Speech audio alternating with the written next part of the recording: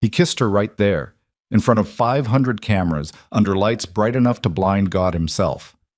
Adrian Blackwell, one of the wealthiest men in Europe, pressed his lips against Vanessa Hale's cheek on the most photographed red carpet of the year, and he smiled doing it. Not a nervous smile, not an apologetic one. The kind of smile a man wears when he's decided he no longer cares what burns down behind him. The crowd gasped. Photographers scrambled. Someone near the velvet rope actually dropped their champagne. And somewhere in the back of a black car, still idling at the curb, a woman in a crimson gown quietly set down her phone, smoothed the fabric across her knees, and said to no one in particular, "He just made it easier." If you've ever been betrayed by someone who should have protected you, stay with me until the end of this story. Hit that like button, leave a comment with the city you're watching from. I want to see exactly how far this story travels. The Harrington Annual Charity Gala was not the kind of event you attended to feel good about yourself. It was the kind you attended to be seen feeling good about yourself. There was a difference, and everyone under those chandeliers understood it perfectly. The venue was Harrington Hall, a converted Victorian estate in the heart of Mayfair, its stone exterior draped in climbing ivy that had been trimmed to look effortless but had cost someone a ridiculous amount of money to maintain. Inside, the ceiling soared 40 feet above the guests, hung with cascading crystal that caught the light and threw it in 1,000 directions. Waiters moved through the crowd carrying glasses that probably cost more than a week's groceries for most people watching at home. 600 guests.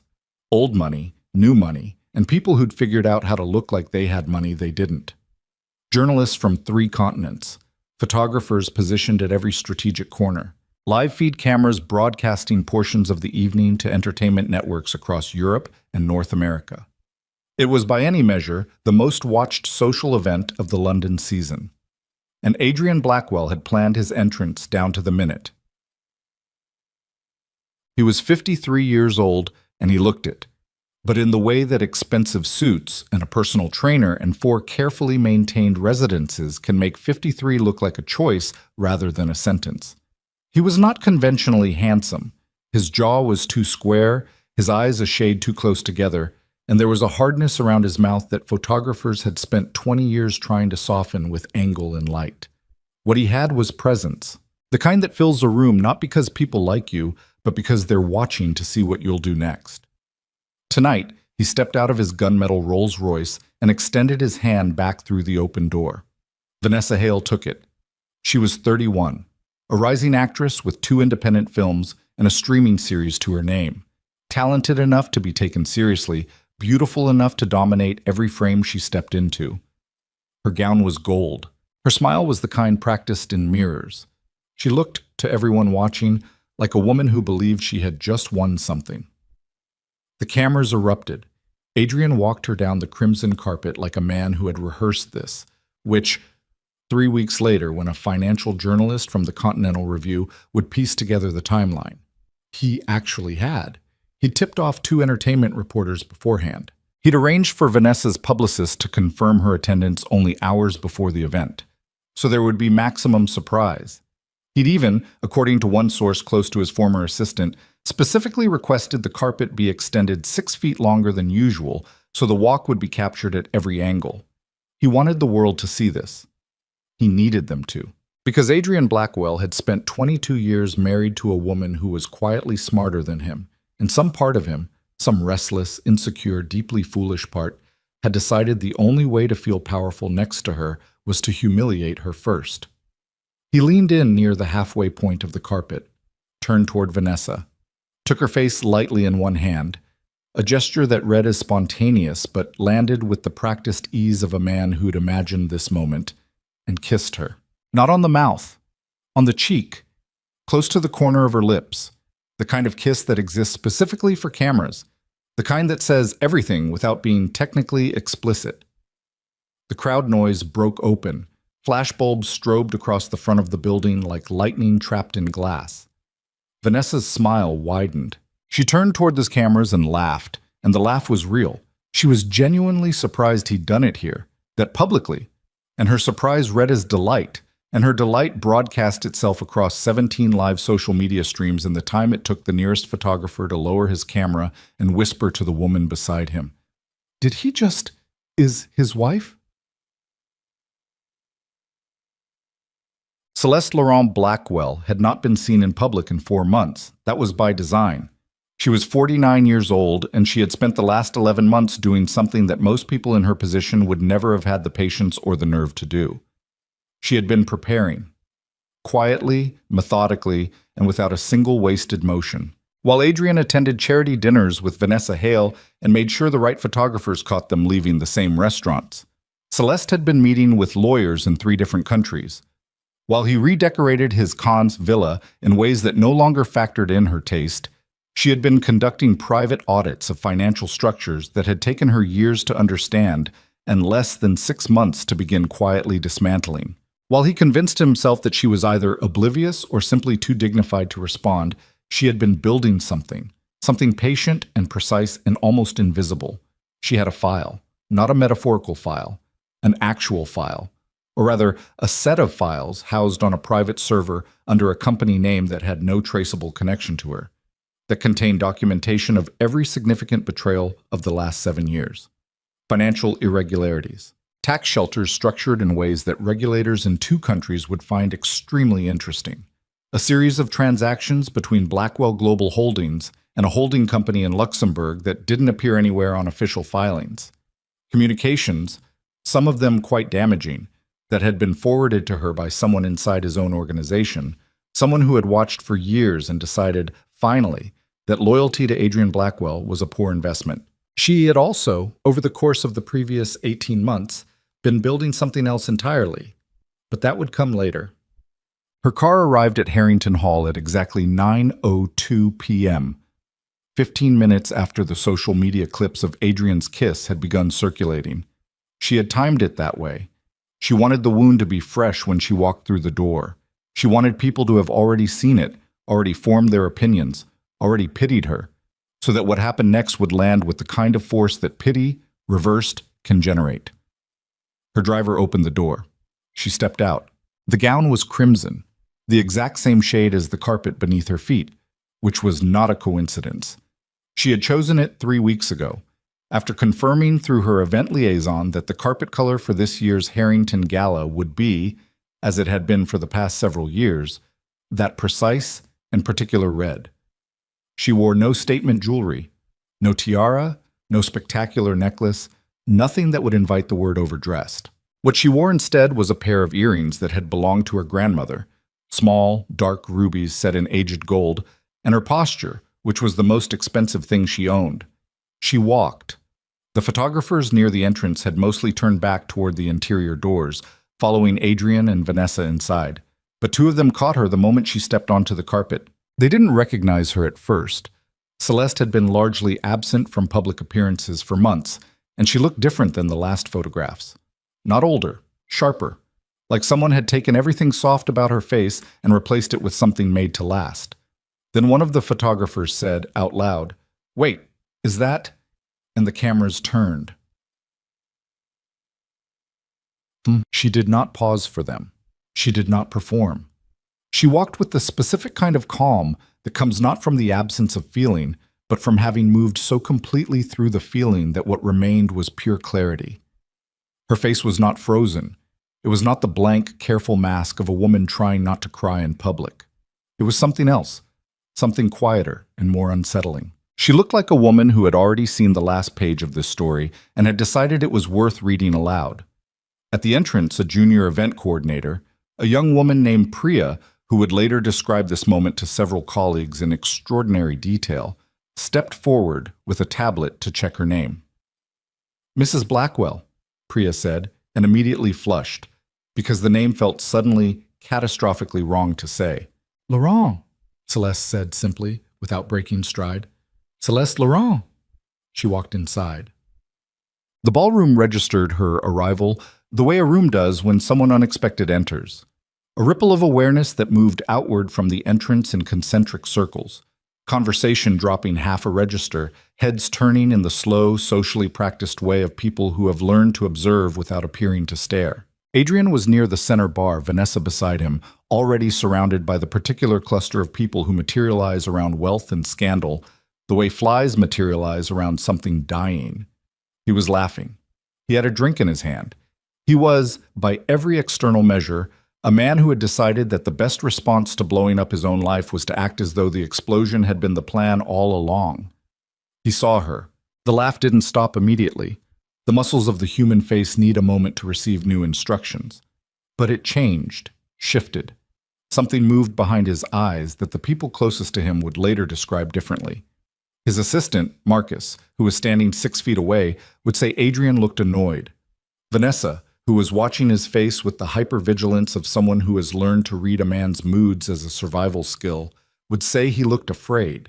A journalist from the Beacon Standard, who'd been watching from across the room, already composing the night's story in his head, would write only that Adrian Blackwell looked, for the first time in his career, like a man who had miscalculated. Celeste crossed the room without rushing. People stepped aside. Not because they were asked to, but because something in the way she moved made standing in her path feel like a bad idea. She stopped in front of Adrian, close enough that the conversation was private, far enough that the moment was still visible to half the room. She looked at him. Not at Vanessa. Not yet. And not with hostility when she did. She looked at him the way you look at something you once thought was larger than it turned out to be. Adrian, she said. He opened his mouth, closed it. Something that wanted to be confidence moved across his face but didn't settle. Celeste, he said, and even that single word came out wrong. Too careful, too loud. The voice of a man reminding himself to perform composure. I didn't think you'd... I know, she said. And then she leaned in, just slightly, just enough that her voice would carry to him and to no one else. And she said something. Whatever it was, it lasted no more than 6 seconds. His face changed completely. The color drained from it in a way that was almost clinical. Not the hot flush of anger, but the cold white of a man who has just understood something that cannot be understood. His jaw tightened. His hand gripped his glass so hard his knuckles went pale against the crystal. Vanessa felt the shift and touched his arm. Adrian, what did she... He didn't answer her. Celeste had already turned away. She moved through the room with the same unhurried precision that had brought her in, accepted a glass of sparkling water from a passing waiter with a quiet thank you, and found her table, which, by another deliberate piece of planning, was positioned exactly 3 tables from the head of the room, with sightlines to every major cluster of guests. She sat down. She smoothed the crimson fabric across her lap, and she picked up her program for the evening. By 9:47 p.m., 45 minutes after she'd walked in, 3 separate financial news alerts had hit the phones of every business journalist in the building. By 10:15 p.m., Adrian Blackwell had left the gala entirely, his face the color of old ash, Vanessa trailing behind him asking questions he wasn't answering. By 10:30 p.m., the most photographed image of the night was not of Adrian kissing Vanessa on the crimson carpet. It was of Celeste Laurent, seated alone at her table, water glass in hand, watching the room with an expression that one photographer, a veteran of 30 years who'd photographed heads of state and corporate scandals and the quiet devastation of a dozen public divorces, would later describe as the most composed face he'd ever put in a frame. Not victorious, not broken, ready. The photo ran on the front page of 4 publications the following morning. The caption on 3 of them used the same word: inevitable. Nobody at the Harrington Gala that night, not the journalists, not the board members, not the financial advisors quietly checking their phones as the alerts rolled in, knew yet exactly what they were watching. They knew the surface of it, the betrayal, the dramatic entrance, the whisper, the exodus. What they didn't know was that the gala had never been about any of that. The evening in that ballroom had been, from the beginning, the most public room Celeste Laurent could have chosen to do something she had spent the better part of 2 years setting in motion. She hadn't come to catch him. She hadn't come to confront him. She hadn't come to cry in front of cameras or beg him back or prove to the world that she was better than Vanessa Hale. She had come because this was the moment Adrian would be most watched, most photographed, most public, most certain that the night was his, and she had needed him exactly there, exactly that exposed, exactly that confident, when the first piece of what she'd built finally moved. The whisper she'd given him, 6 seconds, no witnesses, was not a threat. It was a courtesy, the only one she planned to extend. Shit, Outside, the city moved on. Cabs and late buses and the indifferent hum of London after midnight. Inside a building on the other side of Mayfair, a server processed the last of a document transfer that had been scheduled for 9 p.m. and had completed at 9:04, 2 minutes after Celeste Laurent's car pulled up to the carpet. Somewhere in a Zurich time zone, a very senior attorney refreshed his secure inbox, saw what had arrived, and picked up his phone. In the penthouse of the Blackwell residence, which Celeste had not slept in for 7 months, the lights were off. She wouldn't be going back. Oh, the morning after the Harrington Gala, London woke up to itself the way it usually did. Gray sky, wet pavement, pigeons on the window ledges of buildings that had seen worse. But inside the offices of 3 separate financial publications, editors were already pulling journalists off their regular beats and pointing them at the same story. The photos had done what photos do. They'd traveled fast and landed hard. By midnight, the image of Celeste Laurent in that crimson gown, seated, composed, watching the room with the patience of someone who has already won an argument nobody else knows is happening, had been shared across every major platform more times than the original kiss. Commentary was brutal and immediate, and almost entirely focused on Adrian. Words like humiliation and karma were appearing in captions written by people who knew nothing beyond what they could see in a single frame. What nobody was writing about yet, what nobody outside a very small circle knew to look for, was the document transfer that had completed at 9:04 p.m. the previous evening. That silence wouldn't last long. Celeste was awake by 5:30. She had slept in the Kensington flat she'd been renting under a corporate name for the past 8 months. A clean, spare 2-bedroom with good light and no trace of Adrian anywhere in it. No photographs. No furniture she'd chosen with him. The kitchen had a cheap electric kettle and the kind of plain white mugs you buy in a set of 4 and never think about again. She had a view of a small courtyard where someone kept a bicycle chained to a railing, and she had found, over the months she'd lived here, that looking at that bicycle in the morning settled something in her that the view from the Blackwell penthouse, with its sweeping panorama of the Thames and its custom floor-to-ceiling glass, never had. She made tea. She stood at the window. She checked her phone. Her attorney in Zurich had sent a message at 2:17 a.m., confirmed receipt, counsel briefed, board notification proceeding per schedule. She read it twice, set the phone face down on the counter, and finished her tea. Her name was Celeste Marie Laurent, and she had grown up in Lyon, France, the second daughter of a civil engineer and a woman who taught secondary school mathematics, and had very precise opinions about the relationship between rigor and self-respect. She had come to London at 24 with a postgraduate degree in corporate finance from Sciences Po and enough English to be dangerous and not quite enough to be comfortable. And she had taken a junior analyst position at a mid-sized investment advisory firm called Greencastle Partners, because they were the first firm to offer her the job rather than the third. She had been good at the work, in the way that some people are good at seeing patterns. Not just the obvious ones, the trends that everyone tracks and reports on, but the underlying structures, the invisible architecture of how money actually moved versus how companies said it moved. She had a particular talent for reading the space between what a balance sheet claimed and what the actual trajectory of a business suggested. And within 2 years, she had been promoted twice and was managing accounts that senior partners twice her age had been reluctant to let go. She had met Adrian Blackwell at a client dinner in 2001.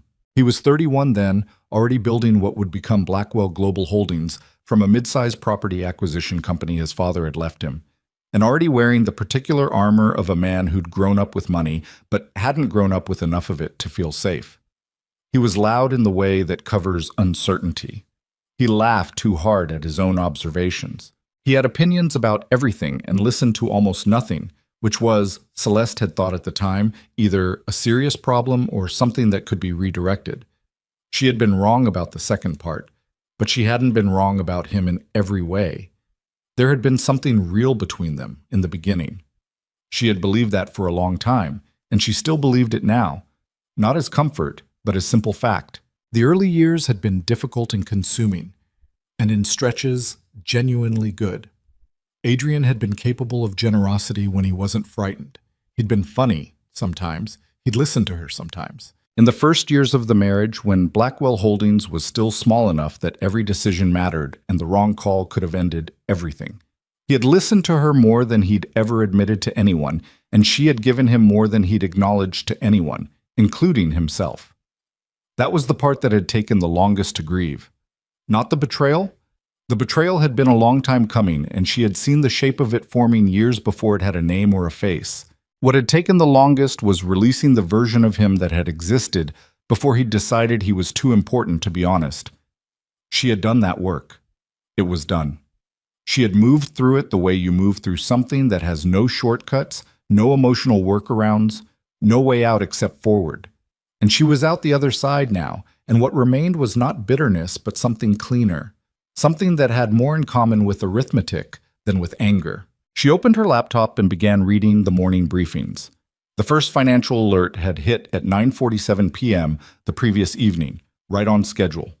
It had originated from a carefully prepared press package sent simultaneously to 7 financial journalists across 4 outlets, timed to coincide with the moment the Gala photos were reaching peak circulation. The package contained the first layer of documentation, a summary audit of 3 years of unusual transactions between Blackwell Global Holdings and a Luxembourg-registered holding company called Elstree Capital Consortium. The transactions were real, the documentation was airtight, and the summary had been written by a former senior partner at one of London's most respected forensic accounting firms, who had been retained privately 8 months ago and had been paid, in full, in advance. By 10 p.m., 2 of the 7 journalists had already called their editors. By midnight, the Continental Review had posted a preliminary piece online with the headline, "Questions Emerge Around Blackwell Holdings Offshore Structures." It was careful language, the kind journalists use when they know the story is real but haven't had time to fully verify. The kind that, to the untrained eye, might look like routine business reporting. To Adrian's board members, who had been receiving their own briefings throughout the evening, it looked like the beginning of a very serious problem. Celeste had anticipated the exact sequence. She'd wargamed it, actually, sat with her attorney and her financial advisor and a consultant she'd hired out of Hong Kong who specialized in corporate intelligence, and they had mapped every likely response from the board, from the press, from Adrian himself, and planned the corresponding moves. It was not, she had come to understand, so different from the work she used to do at Greencastle Partners all those years ago, reading the gap between what something appeared to be and what it actually was, and positioning yourself correctly before the gap became visible to everyone else. The difference was that this time, the company she was dismantling was one she had helped build, and the person she was dismantling it around was someone she had once, in a different version of her life, loved. She closed the laptop. She refilled her tea. She did not feel triumphant. She felt the way she usually felt when a plan reached its execution phase, focused and very tired, and aware that the hardest part was still ahead. Her phone rang at 7:15. The number was Marcus Webb, Adrian's personal assistant, a careful, quiet man in his early 40s who had worked for Adrian for 11 years and who had, approximately 9 months ago, made a decision that would alter the rest of his professional life. She answered. "He's been calling since 6, Marcus said. No preamble. His voice was flat with the particular flatness of someone who has been awake all night doing something they know is right but which feels terrible anyway. He's worked out the Elstree connection, or most of it. How much does he know? Enough to be frightened, not enough to understand the full picture." A pause. He tried to call David Ashworth at the board. Ashworth was Blackwell Holdings' longest-standing independent board member. Celeste had met with him privately 6 weeks ago. What did David say? That he needed to speak with his counsel before any conversations of that nature. Another pause. Adrian threw something at the wall in his office. A paperweight, I think. He missed. Celeste said nothing for a moment. Outside the courtyard window, the person who owned the bicycle was unchaining it in the rain, struggling briefly with the lock, swearing under their breath. "Are you all right?" she asked Marcus. The question seemed to catch him slightly off guard. "I'm fine, I just—" He stopped, started again. "He's going to figure out it was me, eventually." "Yes," she said. "He is. You know I can't stay there after—" "I know. We've discussed what happens next. That doesn't change." A silence that had some weight to it. I watched him on that carpet last night, Marcus said. I was standing at the entrance when he did it. He had this look on his face like he'd beaten someone. Like that was the whole point. It was, Celeste said. That's a terrible reason to blow up your life. Most of the reasons people blow up their lives are terrible, she said. It doesn't make them less real. Marcus exhaled. Right. Okay. I'll keep you updated. Thank you, Marcus. She ended the call and stood there for a moment with the phone in her hand, thinking about nothing particular, just feeling the quiet of the flat, the distant sounds of the street below, the small, unremarkable fact of being in a space that was entirely her own. Then she put the phone in her pocket and went to get dressed. She had a meeting at 9. The man she was meeting was named Julian Ferris. He was 56 years old, a veteran of 3 major corporate restructurings, and he was the managing partner of Red Crest Capital, an investment group that had been quietly accumulating shares in Blackwell Global Holdings for the past 14 months. Red Crest Capital was, on paper, a mid-sized institutional investor with a diversified portfolio and a low-profile board of directors. Its offices were in Edinburgh. Its website was functional but unremarkable. Its name had appeared in Blackwell Holdings shareholder filings for over a year without attracting any particular attention, because it had grown its stake gradually and deliberately, never triggering the reporting thresholds that would require public disclosure of its full position until the moment was right. Julian Ferris was not the beneficial owner of Red Crest Capital. He ran it. He'd built the operational structure, hired the staff, managed the investments. He was good at his job, and he was paid extremely well, and he knew exactly who he was working for. Celeste had incorporated the entity that ultimately owned Red Crest Capital through a law firm in Dublin, using a corporate structure that had taken her attorney the better part of 3 months to build cleanly. It was legal. It was complex. It had been constructed with the specific intention of surviving scrutiny, because she had always known that when this became public, it would be examined intensely, and she had not been willing to build anything that couldn't hold up to that examination. She arrived at Julian's office in Canary Wharf at 9:03, slightly damp from the rain, and he handed her a coffee without being asked because she'd been in his office enough times in the past year that he knew how she took it. Board notification went out at 8, he said, settling back into his chair. He was a compact man with reading glasses perpetually pushed up on his forehead and the measured, unexcitable demeanor of someone who'd spent 30 years watching companies go through crises and had learned that the most useful thing in a crisis is someone who doesn't add to the noise. 3 members responded within the hour: Ashworth, Chen, and Marguerite Davies. All 3 signaling cooperation? Ashworth and Chen, yes. Davies is sitting cautious, wants more documentation before she commits to anything formal, which is reasonable. She's thorough. We can get her what she needs by tomorrow morning. Julian nodded, made a note. Blackwell's own legal team has been making calls since early this morning. They're trying to find out how much we have and whether there's anything challengeable in the audit methodology. There isn't. I know there isn't. I'm telling you what they're doing. He looked at her over the rims of his glasses. His personal attorney reached out to our outside counsel at 8:45, asking if there was room for a settlement conversation. Celeste set her coffee down. Already? Julian's expression was neutral. Apparently, Adrian's position shifted somewhat overnight. The Elstree story is already being picked up by 3 additional outlets this morning.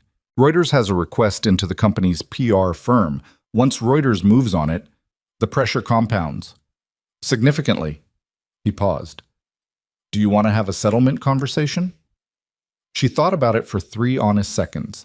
Not because she was tempted, but because the question deserved 3 honest seconds. No, she said. Julian nodded once, as if this confirmed something he already knew. Then we proceed with the emergency motion filing for the board vote. My counsel is ready. We're looking at formal submission by end of business today, with a vote convened inside 72 hours under the Articles of Association. 72 hours. 3 days. Celeste had known this timeline for months, had planned around it, slept around it, built every preceding decision to arrive precisely here. And still, sitting in Julian's office with rain on the windows and a coffee going cold in her hand, hearing the actual words in real time, it felt different than she'd expected. Not bigger, smaller, which was the thing nobody told you about the moments you'd been building toward for years. They arrived at human scale. No swelling music, no particular sensation of significance. Just a man in reading glasses saying end of business today and the sound of traffic outside. There's one more thing, Julian said, and his tone changed just slightly, less operational, more careful. I had a call last night, after the Gala coverage broke, from a journalist, Elaine Voss, at the Continental Review. Celeste knew the name. Elaine Voss was 61, had been covering corporate and financial stories for 35 years, and was one of the few journalists in this space that Celeste genuinely respected. She was also relentless. What did she want? She's made the connection between Redcrest and the Harrington timing. She doesn't have the full picture yet. She doesn't know about your ownership stake. But she's close. She's asking whether there's a larger coordinated action behind last night. What did you tell her? That I wasn't in a position to comment and that she should direct any further inquiries to our public counsel. He looked at her steadily. She's going to get there, Celeste. Someone always does.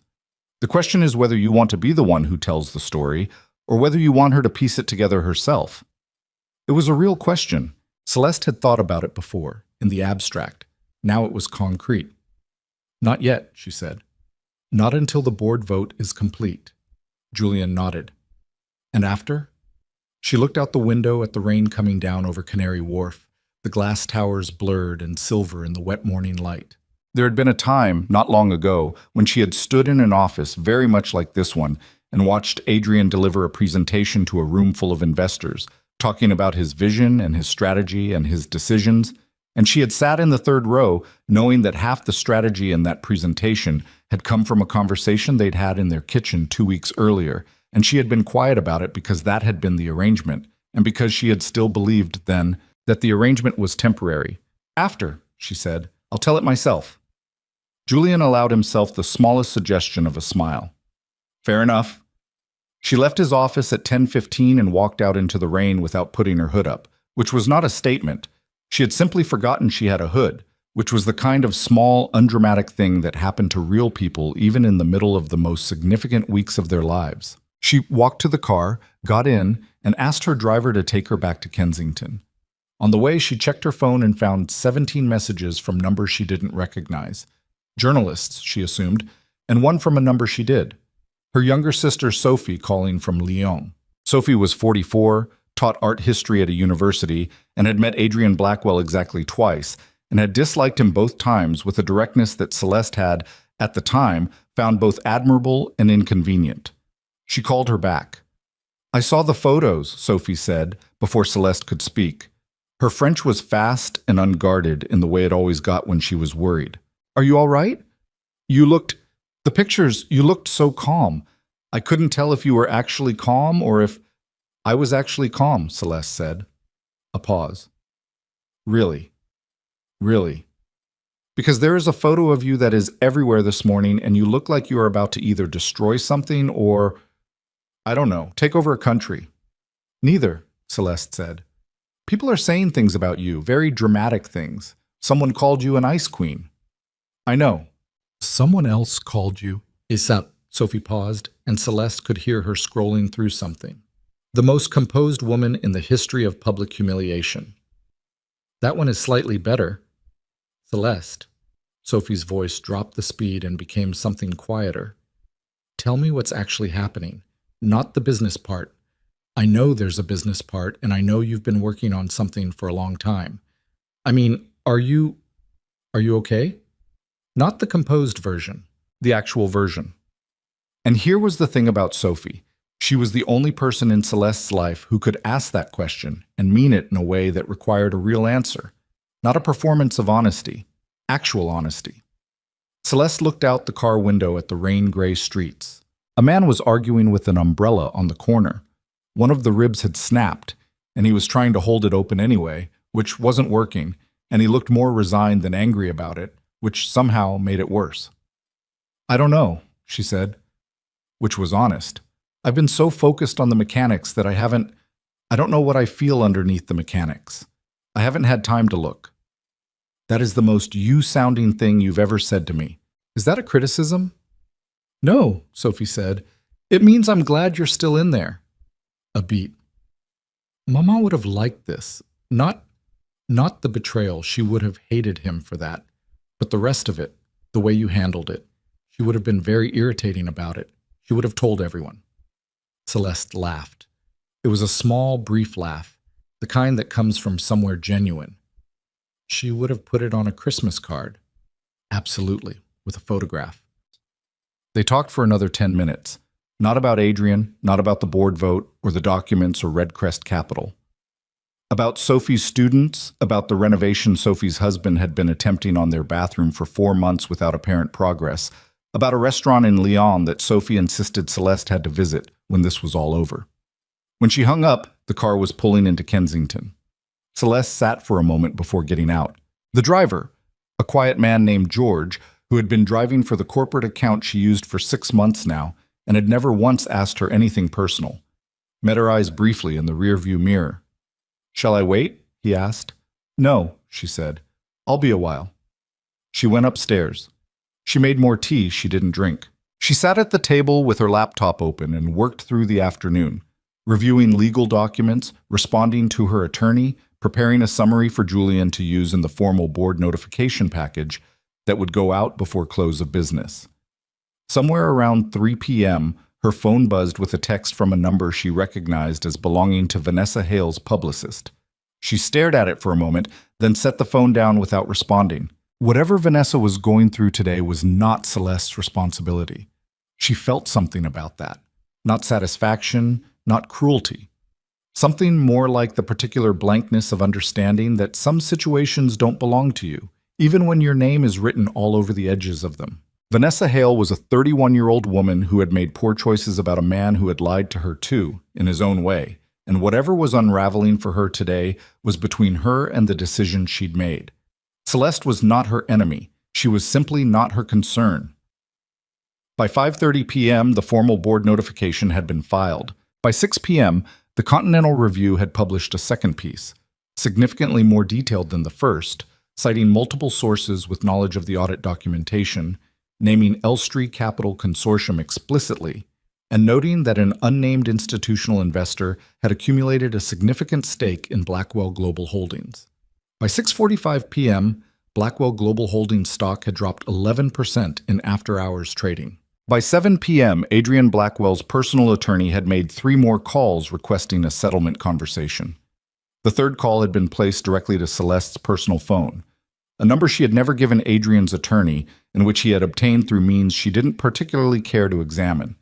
She watched it ring, let it go to voicemail, deleted the voicemail without listening to it. She was sitting at the kitchen table eating leftover soup she'd made 2 days ago, lentil, slightly oversalted, completely adequate, when her attorney called from Zurich. "The board chair has confirmed the emergency meeting," he said, 48 hours from now. Not 72, 48. It was moving faster than the outer timeline she'd planned for, which meant the pressure on the board from the press coverage was more acute than she'd anticipated. "Is that a problem?" she asked. "Not for us," he said. "Potentially for him. His counsel won't have had time to fully prepare a counter-argument." "His counsel doesn't have anything to counter with," she said. A pause. "No," her attorney said. "They don't." After she hung up, she washed her bowl and the spoon and set them on the drying rack and stood at the kitchen sink looking at the courtyard below. The bicycle was still there. The rain had stopped. The wet paving stones caught the light from the surrounding windows and gave it back in wavering patches. She thought about a night. It must have been 2009, 2010, when she and Adrian had been working late together at the kitchen table of their first house, the one in Chiswick before the money had become the kind of money that required a different kind of house. He'd been building a pitch for an institutional investor, a make-or-break meeting that could double the company's funding base, and the numbers weren't working, and it was past midnight, and she had taken the papers from his hand and started over from the 3rd page. And within an hour, she had reframed the entire revenue projection model in a way that made the ask not just plausible, but logical. He had looked at her across that table like she'd performed a magic trick. "How do you do that?" he'd said. And he'd meant it. There had been genuine wonder in it, not just gratitude, and she had believed that night that he saw her, that he understood what she was and what she brought, and that he would always know it. She had been right about what she was. She had been wrong about whether he would always know it. The board meeting was in 48 hours. She had built something over the past 2 years that was about to do exactly what she'd designed it to do. And the man she'd built it around had no idea, even now, of the full scale of it. Not yet. She turned off the kitchen light and went to bed at 10, which was early for her, and lay in the dark listening to the street sounds filtering up from below, and tried to locate what she was feeling somewhere below the layer of planning and execution and forward motion, and found something complicated and a little bit sad. And underneath that, at the bottom of everything, a quiet and stubborn certainty that she was doing the right thing. Not a satisfying certainty, not a triumphant one, just a real one. She closed her eyes. Tomorrow and the day after were going to be very long days. The 48 hours between the board notification and the emergency meeting were the kind of hours that age a person. Not dramatically, not in the way movies show it, hair going white overnight, hands suddenly trembling. Just the slow, grinding way that sustained dread accumulates in the body when there is nothing left to do but wait and watch the walls close in. Adrian Blackwell spent most of those hours on the phone. He called lawyers, he called board members. He called 2 men he had considered close friends for over a decade, men who had attended his 50th birthday party at the Con Villa and who had laughed with him and drunk his wine and said the kinds of things men say to each other when they want to believe they are the kind of men who stand by each other. One of them took his call and spoke to him for 11 minutes in careful, measured language that communicated, without saying it directly, that he would not be putting his name anywhere near this. The other one didn't answer at all. He called his PR firm, who told him that the current press cycle was moving too fast for any counter-narrative to gain traction before the board meeting, and that the best strategy was silence. He called his personal attorney 3 more times, and each conversation ended with the same essential conclusion.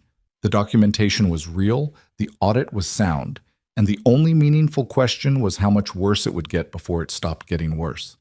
He did not call Celeste. He didn't call her because the 6 seconds she'd whispered to him at the gala had told him something he was still processing, something that had arrived in his chest less like information and more like a physical blow, the kind you don't fully feel until hours later when the adrenaline clears.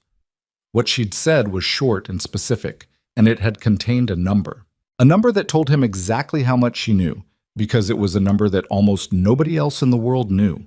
And she'd said it quietly and without expression, the way you state a fact that requires no argument. He hadn't slept the first night, had sat in the study of his Belgravia house, the house Celeste had not lived in for 7 months, the house he'd quietly begun redecorating before she'd even formally moved out, as if erasing her from the walls first would make the rest of it simpler. And he had drunk most of a bottle of scotch and stared at the financial alerts coming in on his laptop and felt something he had not allowed himself to feel in a very long time. Frightened. Not of the board vote, not of the press coverage, or the stock drop, or even the regulatory attention that the Elstree story was beginning to attract. Frightened of her. Of how long she'd been watching, of how completely he'd underestimated what she was capable of, and how that underestimation had been, if he was honest, a choice he'd made deliberately because the alternative, acknowledging the full scale of what she was, would have required him to reckon with what that made him. His assistant Marcus arrived at 8 a.m. on the second morning and found Adrian in the study still in the clothes he'd worn the day before, the scotch bottle on the desk, the laptop open to a screen of red numbers. Marcus set a coffee in front of him without saying anything about the state of the room. He had worked for Adrian Blackwell for 11 years, and he had spent a significant portion of those 11 years managing the consequences of Adrian's worst impulses. The deals pushed through too fast, the relationships burned carelessly, the moments where Adrian's need to feel dominant had overridden his judgment. He had stayed because the job paid well, and because there was a part of Marcus that had genuinely believed, for a long time, that Adrian was something worth preserving under the bluster. He wasn't sure he believed that anymore.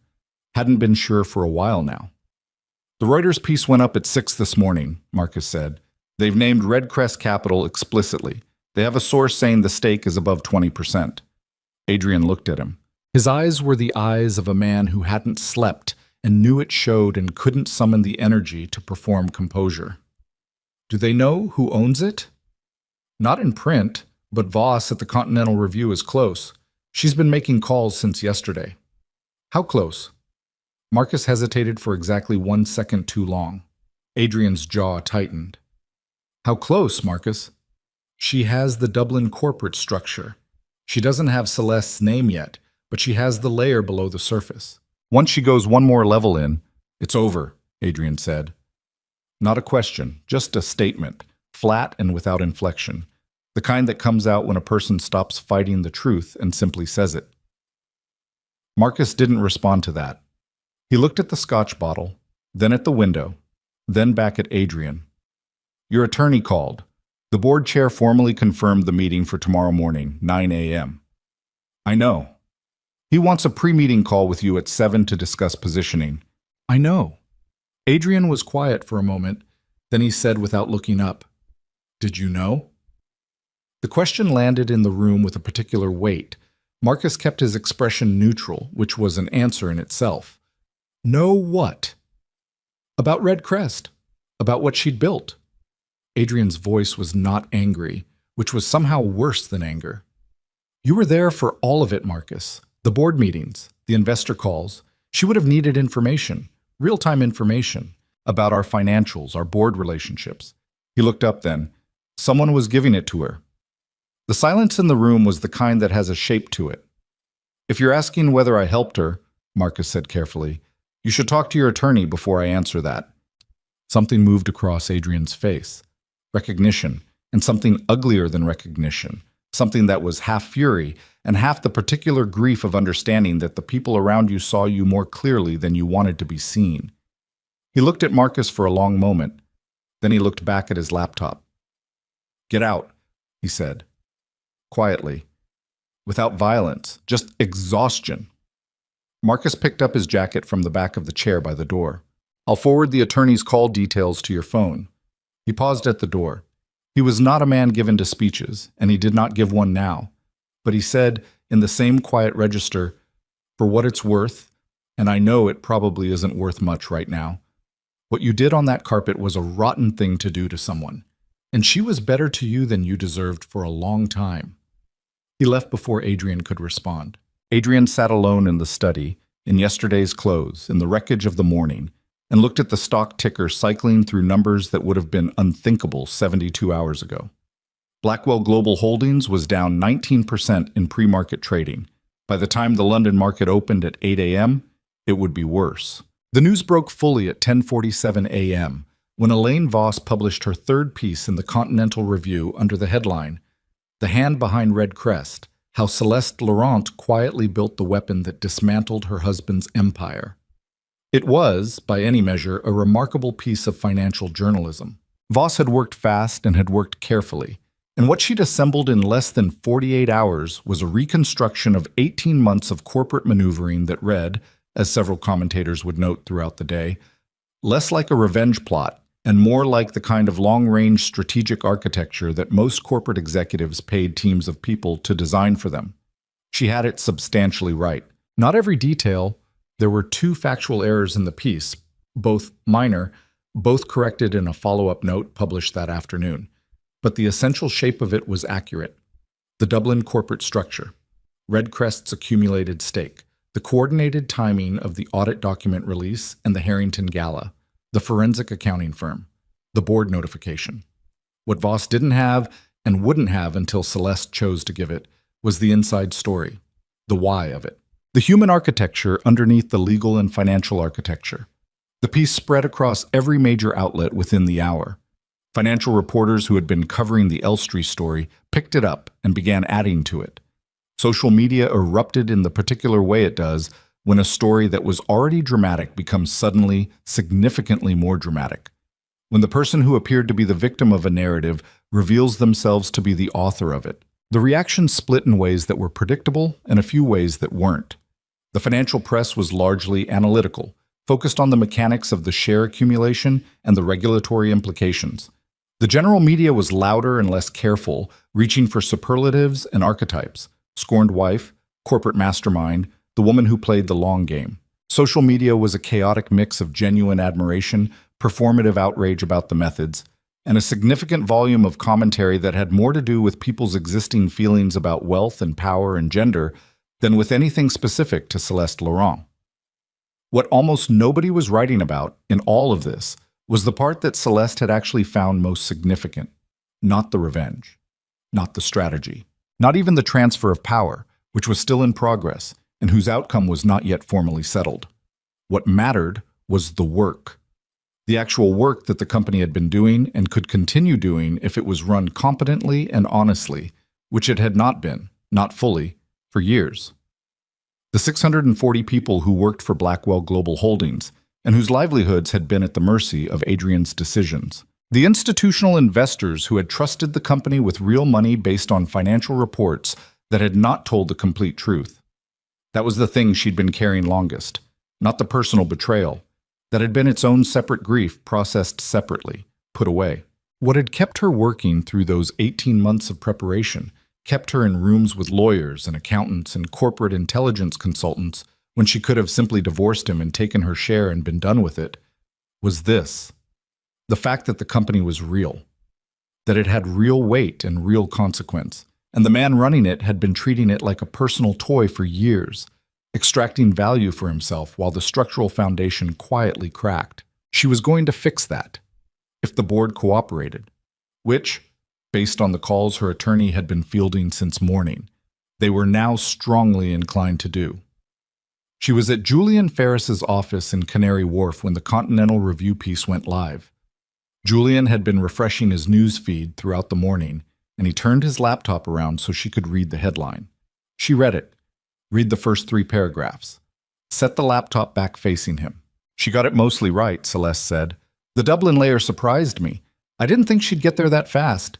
She's good. Are you worried? Celeste considered the question. No, the story was always going to come out. I'd rather it come out accurately. She paused. She'll want an interview. She's already requested one. Came through our press council this morning. After the vote, Celeste said. Not before. Julian nodded and turned his laptop back around. On the screen, the Blackwell Holdings stock chart was a descending line that had the visual quality of a cliff edge. Ashworth called me 20 minutes ago, he said. He's confirmed his vote. So has Chen. Davies came through an hour ago. The additional documentation we sent last night moved her. 3 of the 5 independent board members. Combined with Red Crest voting stake, it was enough. And the others? Celeste asked. Whitmore is going to abstain, which is functionally the same as a vote in our direction. Julian took his reading glasses off and set them on the desk. He did this when he was about to say something he'd been deciding how to say. Hargreaves is the only real holdout. He's been with Adrian since the beginning, 21 years. He's not going to make this easy. I know, Celeste said. He may try to delay the vote on procedural grounds. He can try. He has standing, technically. The articles allow for a... Julian, her voice was patient. We've prepared for Hargreaves. We've been preparing for Hargreaves for 4 months. Whatever procedural ground he wants to stand on, we've already read the terrain. He looked at her for a moment, then he put his reading glasses back on. Right, he said. Sorry. I know. She almost smiled. Not quite. You've been doing this for 30 years. You don't actually think Hargreaves is going to be a problem. You're testing whether I'm rattled. Julian had the expression of a man caught in something he wasn't entirely embarrassed about. Old habit, he said. In my experience, the 24 hours before a vote is when things go sideways. When the person who's been holding everything together quietly stops holding everything together. I'm not going sideways. No, he said. You're not. He looked at the stock chart again. The afternoon is going to get loud. The press is going to want a statement from you. Adrian's team will almost certainly try to get an injunction on the vote. They'll fail, but they'll try, and it'll generate noise. There may be photographers outside your building this evening. I know. Is there anything you need? She thought about it. The question was practical, but it had a real answer. I need tonight to be quiet, she said. I need to sleep. Tomorrow is going to require everything I have, and I need to go in rested. Then go home, Julian said. I'll handle the afternoon. If anything critical moves, I'll call. Otherwise, he waved a hand, go be a human person for a few hours. She left at noon. The photographers were already outside the Canary Wharf building, 2 of them, which would become 6 by evening, And they called her name as she walked to the car, and she did not stop and did not look back. George was waiting at the curb. He had the car running. He did not say anything about the photographers or the headlines or any of it, which was one of the things she valued about him. The afternoon was loud, as Julian had predicted. Adrian's legal team filed for an emergency injunction at 2 p.m. It was denied at 4:15, the judge ruling that no procedural irregularity had been demonstrated sufficient to justify delaying a legitimately convened board vote. The denial itself became news. The news cycle fed on itself, as it does, each development becoming the premise for the next. Celeste spent the afternoon at the Kensington flat. She turned her phone to silent and left it on the kitchen counter and sat in the living room with a book she had been attempting to read for 3 weeks and finally read 60 pages of without absorbing very much of them, which was fine. She was not trying to escape into the book. She was just trying to sit still and let her body rest before tomorrow. At some point around 4 in the afternoon, she realized her hands were not entirely steady. She looked at them. Her hands, competent, unremarkable hands that had drafted financial documents and signed legal agreements and held a glass of water in a ballroom while the world photographed her composure, were shaking slightly. Not a lot. Not visibly from a distance. Just enough that she was aware of it, that particular fine tremor that arrives, not from fear exactly, but from the body finally saying you have been holding something very heavy for a very long time and the holding is almost over. She pressed her hands flat on her thighs and held them there until the trembling stopped, and then she went to make tea. She stood at the kettle and waited for it to boil and thought, with a clarity that surprised her, that after tomorrow she was going to take a week and go somewhere that was not London, somewhere with a coastline. She hadn't been near the ocean in over 2 years. She had forgotten, she thought, what it felt like to be somewhere large enough to make her problems the right size. The kettle boiled. She made the tea. She drank it at the kitchen window, watching the courtyard below. Somewhere in a building across the city, the man she had married was in his study or his attorney's office or wherever he had retreated to, understanding with increasing certainty what was coming for him tomorrow. She tried to locate in herself something like satisfaction about that, and found instead something that surprised her by its ordinariness, something that was almost pity and almost tiredness, and mostly just the very human sensation of having arrived, after a long road, at the place you set out for, and finding it was neither better nor worse than you'd imagined, just real, just here. She went to bed at 9:30, set her alarm for 6, turned off the lamp and lay in the dark for a while, not sleeping, just listening to the street. Tomorrow was the board meeting. Tomorrow, everything she'd spent the better part of 2 years building would either hold or it wouldn't, and she'd be standing in a room making the case for it, and every person at that table would be measuring her against what they'd read this morning and what they believed about women and power and the ethics of doing the thing she'd done in exactly the way she'd done it. She did not know, in that honest space between waking and sleep, whether she was going to be good tomorrow, whether the clarity she'd maintained for 18 months would hold through the room, through the pressure of it, through whatever Adrian's team tried, through Hargreaves. She hoped so. She thought so. She was not certain. That uncertainty, she had learned, was not a weakness. It was just the truth about being human and standing at the edge of something you'd built and not yet knowing exactly how it would land. She closed her eyes. Outside, London moved through its ordinary night, indifferent and enduring, carrying everyone's story at once. She was dressed and out the door by 6:45, which was earlier than the alarm she'd set. Sleep had come eventually. Real sleep, not the restless, half-conscious kind. But it had ended cleanly at 5:50 with the particular alertness of a body that knows something significant is happening today and has decided to stop pretending otherwise. George was at the curb at 7. He handed her a coffee through the window without being asked, which meant he'd seen the news. Everyone had seen the news. The photographers outside the building were already there. 4 of them this time, up from last night's 2. And they called her name and raised their cameras as she walked to the car, and she gave them nothing, not because she was performing composure, but because she genuinely did not have anything to give them this morning. All of it was directed inward, toward what was coming. The Blackwell Holdings corporate headquarters was in the city, a glass tower off Bishopsgate that Adrian had moved the company into 7 years ago because the address was prestigious and the building made a statement, both of which mattered enormously to him. Celeste had always privately found the building cold, too much reflective glass, the kind of architecture that says power so loudly it stops saying anything else. She arrived at 8:45. The lobby security guard, a man in his 60s named Terry, who had been working this desk for years and who had seen Celeste come and go from this building dozens of times over the course of the company's history, looked up when she walked in.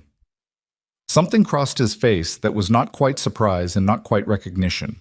Something in between, the expression of a man recalibrating what he thought he knew. Ms. Laurent, he said. Good morning, Terry, she said. I have a 9 o'clock meeting. He checked the board. Her name was on it. Julian's office had ensured that, and he nodded and handed her a visitor badge, which she clipped to her jacket without comment. A visitor badge. In a building she had attended Christmas parties in, had helped furnish the executive floor of, had walked through hundreds of times over 2 decades. She pressed the badge flat against the fabric and took the elevator to the 14th floor. Julian was already in the boardroom when she arrived. So were Ashworth and Chen, standing near the windows with coffee, talking in the lowered voices of people in a room where something is about to happen. Davies had arrived as well and was at the far end of the table going through papers. The boardroom was long and bright, all that glass again, London spread out below in the gray morning, river visible in the distance. Hargreaves was there too. He was 71, white-haired, the kind of man who had accumulated authority over decades in a way that had become indistinguishable from his actual personality. He had co-founded the company with Adrian's father in its earliest form, before Adrian had inherited and restructured it. He had been on this board for 23 years, and he wore that tenure the way some people wear old scars, as evidence of survival, as claim to the room. He was standing by the window alone, and he turned when Celeste entered and looked at her with an expression that she recognized as a man deciding in real time which version of his feelings he was going to lead with. He chose directness. She had expected that. Celeste, Salpas, he said, crossing toward her. Not warmly, not hostilely, just directly. I'd like 5 minutes before this starts. Julian looked at her from across the room. She gave him a small nod that said it's fine and turned to face Hargreaves. 3 minutes, she said. We have a schedule. They stepped into the small anteroom off the boardroom. A narrow space with a coat rack and a counter and a window that looked at another building's wall. Hargreaves closed the door and then stood there for a moment as if deciding where to begin. 23 years, he said. I know. I watched this company become what it is. I sat in rooms with Adrian through everything. The 2008 crash, the regulatory issues in 2014, the Frankfurt deal falling apart. I've carried this company through things the public never knew about. I know you have, Gerald. And you want me to vote to remove him. I want the board to vote according to its fiduciary obligation to the company and its shareholders, she said. Which is what you've always done. It's why you're still on this board after 23 years. He looked at her hard. He had the eyes of a man who had spent decades reading people across tables and was genuinely uncertain what he was reading now. The methods you used, he said, building this position the way you did, the timing of the document release, were legal, she said, carefully, thoroughly legal, every step reviewed by independent counsel in 3 jurisdictions. Legal isn't the same as right. No, she agreed. It isn't. But what's in those documents is right. The Elstree transactions are real, Gerald. The Luxembourg structures are real. The discrepancies in the shareholder reporting are real. You've had the audit for 18 hours. You've read it. You know what's in it. She held his gaze. Are you telling me that if this same documentation had come from any other source, any outside shareholder, any whistleblower, any regulatory inquiry, you would be standing here defending him? The question landed. She watched him process it, watched the particular discomfort of a man encountering an argument he cannot find the exit from. He's been my colleague for over 2 decades, Hargreaves said. I know. He was my husband for 22 years. Her voice was even. I'm not asking you to stop caring about that. I'm asking you to separate it from what's in front of you today. He was quiet for a long moment. The building hummed around them, the ambient sound of hundreds of people working in offices above and below, unaware of this particular small room and what was being decided in it. If this vote passes, he said slowly, what happens to the people here? the staff, the fund managers, the analysts who've built careers inside this company. The company continues to operate, she said, under new leadership, with better governance, with financial structures that don't require 3 corporate layers in Luxembourg to obscure what's actually happening. She paused. The 640 people who work here deserve a company that's being run honestly. That's what I'm trying to build. And you think you can do that? Yes. Not because it sounds right, because you actually believe it. Yes, she said again. I do. He looked at her for another long moment. Then he turned and opened the door to the boardroom. 3 minutes is up, he said, and walked back in. She followed him. At 9 a.m. precisely, the board chair, a cautious, procedurally meticulous man named Jeffrey Strand, who had been on the board for 4 years and who had the air of someone who had privately been expecting something like this for at least 2 of them, called the meeting to order. Adrian was not in the room. He had been formally notified as required under the articles, and his legal team had submitted a 14-page written objection to the vote that Jeffrey Strand entered into the record with the neutral efficiency of a man who had made peace with what today was going to be. The objection covered procedural grounds, challenged the audit methodology on 2 technical points that it ultimately could not sustain, and contained a paragraph that read, in the careful language of lawyers, as an implicit acknowledgement that Adrian Blackwell would not be attending. He was not coming. Celeste had half expected this, and half not. She had prepared for a room that contained him, had spent some time in the previous week imagining the specific weight of being in the same room with him while his board voted to remove him, thinking through how she would hold herself, whether there would be anything in her that wanted to look away from it. She had resolved that she would not look away from it, that she would sit in that room and be present for the full weight of what was happening, because she had caused it, and it belonged to her as much as it belonged to anything. But he wasn't there. And what she felt about that, sitting at the far end of that long table while Jeffrey Strand read the procedural motion into the record, was something complicated.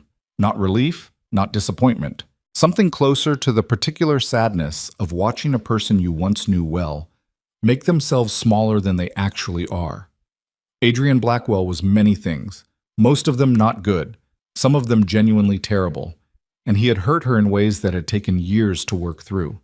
But he was not, at his core, a coward. He had been brave once, in the early years, recklessly, sometimes stupidly brave, but brave. Somewhere in the last decade, that had curdled into something else, the bravery replaced by performance and aggression and the particular cruelty of a man who had stopped facing himself honestly. And this morning, when facing the room was the one thing left to do, he had sent lawyers instead. She didn't say any of that. She sat in her chair and listened to Jeffrey Strand read the procedural record and waited. The deliberation took 2 hours and 12 minutes. Hargreaves did not try to delay on procedural grounds. He sat through the discussion with the stillness of a man absorbing something difficult, asking several precise questions about the audit findings and the shareholder notification process, listening to the answers without interruption. He challenged 2 of Julian's characterizations, both challenges reasonable, both addressed to his evident if reluctant satisfaction. When the vote came, he was the last to register his position. The room held itself. He looked at the table surface for a moment, then he looked up. "Aye," he said, quietly.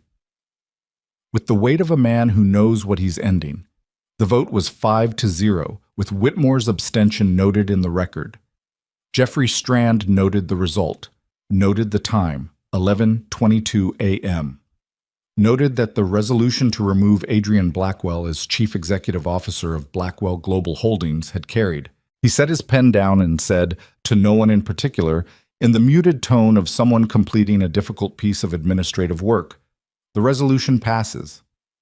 Celeste sat with it for exactly the length of time it took the words to fully register in the room.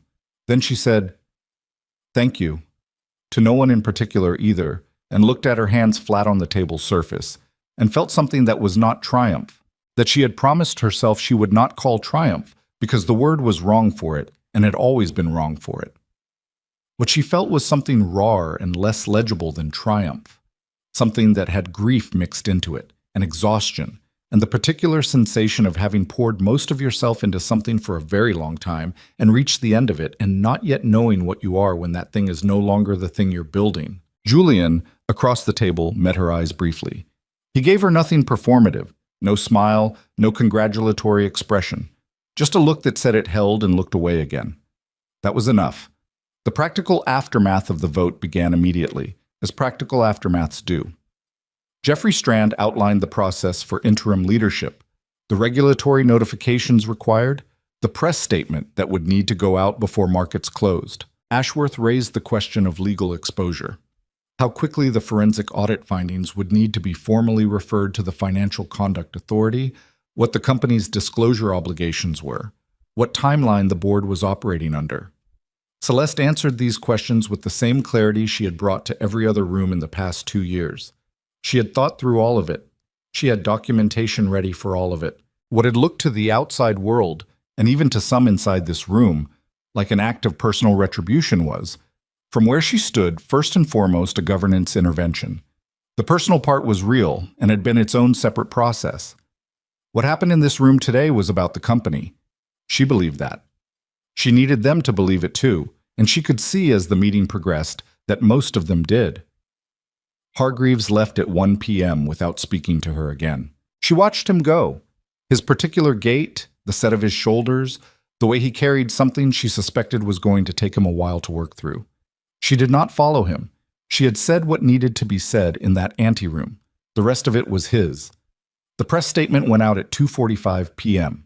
It was factual and precise and contained no commentary on the personal circumstances of the removal, which was deliberate. This was not a story she wanted told as a drama. It was a story about a company being returned to honest management, and the statement reflected that. The story the press told, of course, was different. By 3 p.m., the wire services had the vote result. By 3:30, every major outlet in Britain and half of Europe had picked it up. By 4 p.m., it had crossed the Atlantic. The Wall Street Journal ran a brief with the headline, "Blackwell ousted in hostile vote linked to wife's hidden investment empire." The Financial Times led with the governance angle, the regulatory implications of the Elstree disclosures, the FCA's likely interest, what the vote signaled about board accountability in the current environment. The tabloids, predictably, led with everything else. Vanessa Hale's publicist released a statement at 4:15 stating that her client was deeply saddened by recent events and would be taking time away from public life. The entertainment press ran it dutifully. 3 days later, Vanessa would leave London for a rental property in Cornwall that her publicist had booked under a different name, and she would not appear in any public-facing context for the better part of 3 months. She was not a story anymore. That was, in its own way, both just and unkind, the way the media's attention always is. It arrives like a flood and withdraws like one too, and what it leaves behind is rarely what was there before. Adrian's attorney released a 3-sentence statement calling the board vote procedurally flawed and motivated by personal grievance and stating that his client reserved all legal rights.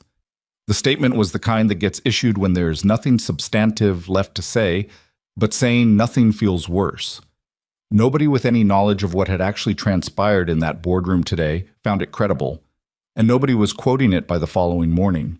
As for Adrian himself, he was not seen publicly that day.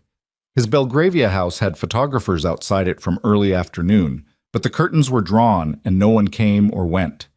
His Cannes villa, where he had once imagined he would weather any number of difficulties in comfort, had been provisionally frozen under legal review as part of the asset examination triggered by the FCA referral that the board had formally initiated at the end of the meeting. His accounts were not yet fully restricted, but the process was in motion, and his attorneys had already told him in plain language what the next several months were likely to look like. The jet that he had bragged about at 3 separate industry dinners in the past year, and which he had used for a weekend in Nice with Vanessa Hale in the spring, had been leased under a corporate structure that was now under review. The leasing company had suspended access to the aircraft pending clarification of the corporate ownership questions. His assistant at the aviation company had sent him a formal notification of suspension at 11 a.m., which was, by a small and meaningless coincidence, approximately the time that Jeffrey Strand was reading the vote result into the record 1 mile away. These things, the jet, the accounts, the Cannes villa, were not the point of what Celeste had done. They were consequences, byproducts of the legal and financial exposure that the audit had surfaced, consequences that belonged to the regulatory process now and not to her. She had not designed this to take things from him. She had designed it to take the company back, or rather, to give the company back to the people whose money was in it and whose livelihoods depended on it being run honestly. The things he lost were his own doing, not hers. She told herself that, and she believed it, and it still sat in her chest with a slight heaviness that she didn't try to explain away. She left the Blackwell Holdings building at 5:15. George was waiting. The photographers were there in numbers now. 8, 10, she didn't count. And they came forward when she emerged from the building's entrance, cameras up, voices overlapping, her name called from multiple directions. She stopped. This surprised them. She had not stopped for them at any point in the past 3 days. There was a brief collective hesitation, the media equivalent of catching your breath. She looked at the nearest camera, not performing, not composing herself into an image, just looking at it with the plain directness of someone who has decided to be present for a moment that is happening to them. "Ms. Laurent," one journalist began. "I'm not giving a statement today," she said, clearly enough to carry without raising her voice. "I'll speak to the press next week." She looked at the cluster of them. "I'd ask you to let me get to my car." They let her. Not all of them wanted to, but there was something in the way she said it that didn't require argument. She got in the car. George pulled away from the curb. The building fell behind them in the wing mirror, its glass face catching the late afternoon light and throwing it back without preference, the way glass does. Indiscriminate, uncommitted, reflecting whoever stands in front of it. She sat back in the seat. She was tired in a way she hadn't let herself be in a long time. The kind of tired that accumulates over months of controlled forward motion and arrives all at once the moment you stop moving. Her shoulders ached. There was a tension headache sitting at the base of her skull that had probably been there for hours, but which she was only now registering. "Home?" George asked. She thought about it for a moment. The flat in Kensington, the kettle, the courtyard window, the quiet. "Yes," she said. "Home." And she sat with the word, which was strange in her mouth still. Home, applied to 2 rented rooms in Kensington, rather than the house she'd spent 15 years in. And let it be strange, and let herself be tired, and watched London slide past the windows in the early evening light as George drove her through the city that didn't know her name yet but was learning it, one headline at a time, in ways she hadn't entirely anticipated and wasn't entirely sure what to do with. The board meeting was over. The vote had held. She had done the thing she set out to do, and she was on the other side of it now, and it felt exactly the way she'd told Sophie it would feel if Sophie had asked her to predict it. Not like winning, not like losing. Just like the moment after something very heavy finally stops moving, when the air settles back into the space it left, and everything is the same shape it was before, except that nothing is exactly the same. She got home at 6. She made tea. She stood at the window and watched the bicycle in the courtyard below, still chained to the railing, rain-wet and ordinary. Her phone had 47 notifications. She looked at the number and put the phone face down on the counter. Tomorrow. All of it tomorrow. Tonight she was just a person in a kitchen, drinking tea, watching the ordinary world outside her window continue being ordinary the way it always did, regardless of what had happened in a boardroom 12 miles away. It was enough for tonight to let that be true. The week after the board vote, Celeste took a train to Cornwall. Not a car, not a hired driver. A train, because she had not taken a train anywhere in years, and because the idea of sitting in a window seat with a coffee and watching the English countryside move past at speed felt like something she had been quietly craving without knowing it. She bought a standard class ticket under her own name, which was either brave or oblivious given the state of the press coverage, and she sat in a window seat with a paper cup of terrible coffee and her phone turned off and 3 hours ahead of her that belonged entirely to herself.